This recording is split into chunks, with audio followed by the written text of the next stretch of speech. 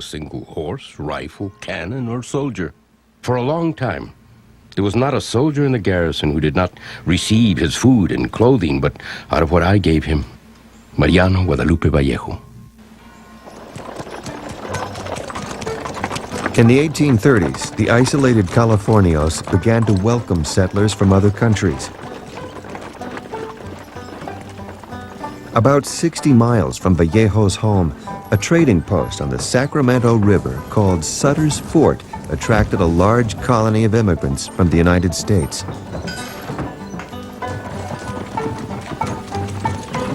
Each year brought more wagons streaming across the mountains. The tide was rising in part because of the exploits of a man known as the Pathfinder. Captain John Charles Fremont was arrogant and reckless, but he was also one of the most famous explorers of his time.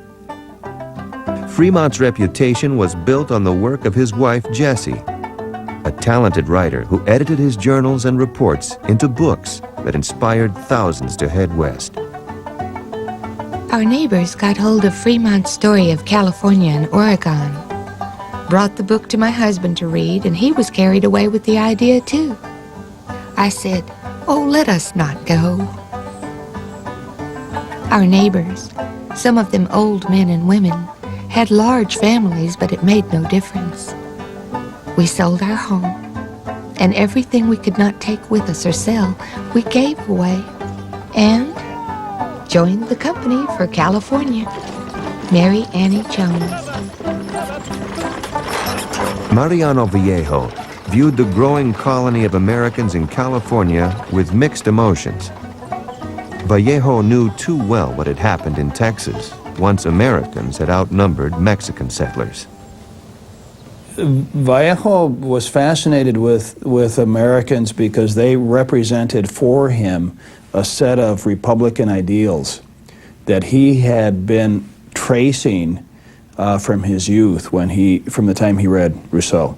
On the other hand, he also saw that Americans represented a threat to the well-being of California.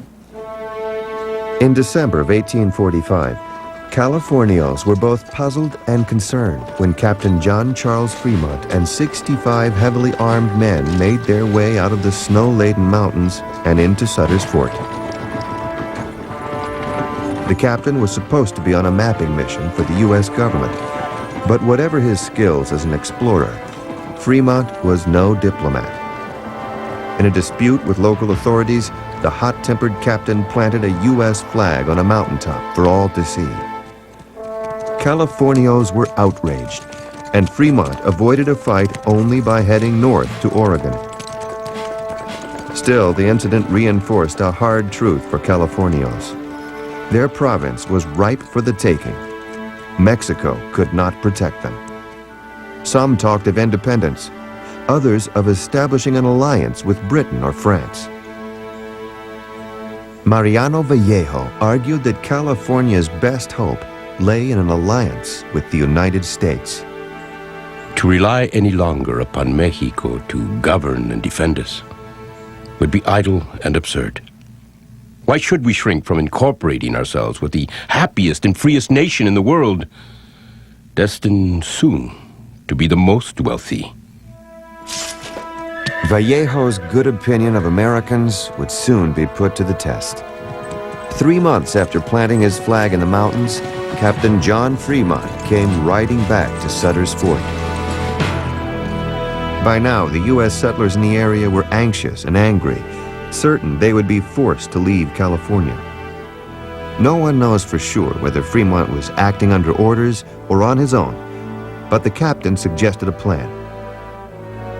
If the settlers took a few influential Californios prisoner, perhaps they could start a chain of events that would end with California under U.S. control.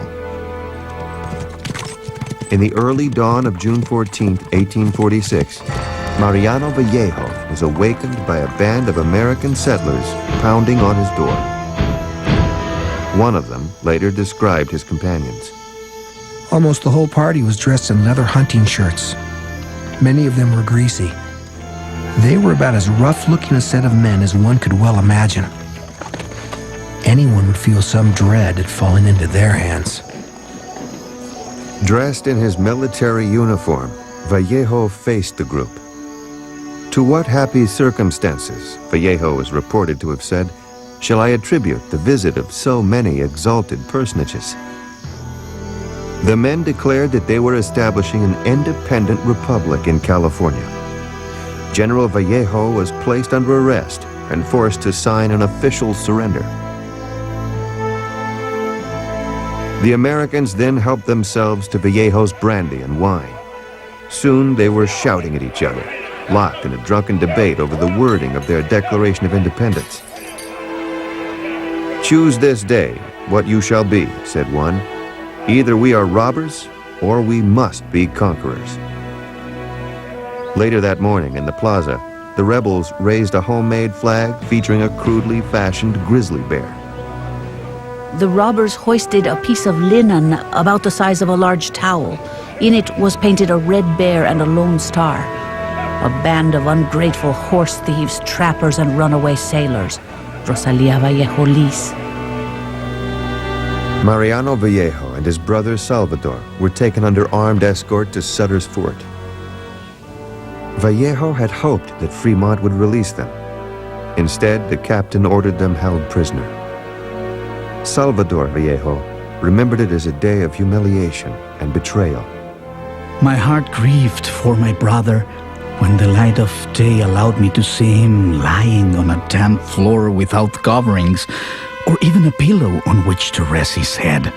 I cursed the days in which our house dispensed hospitality to a race of men deaf to the call of gratitude, so perfect strangers to good breeding.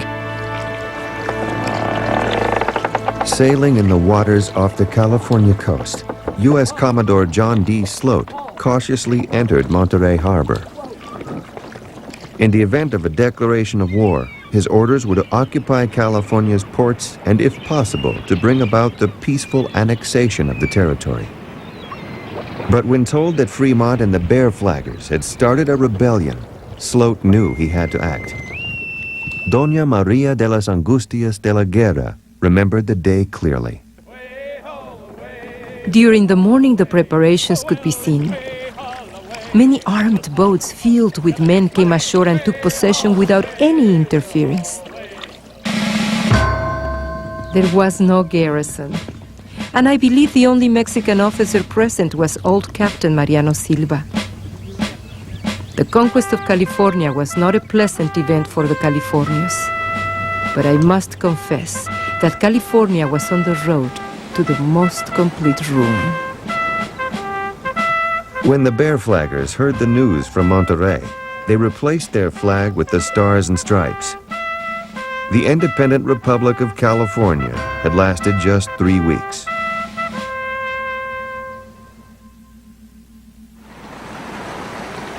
Five months later, in December of 1846, the exhausted soldiers of Stephen Kearny's command finally reached San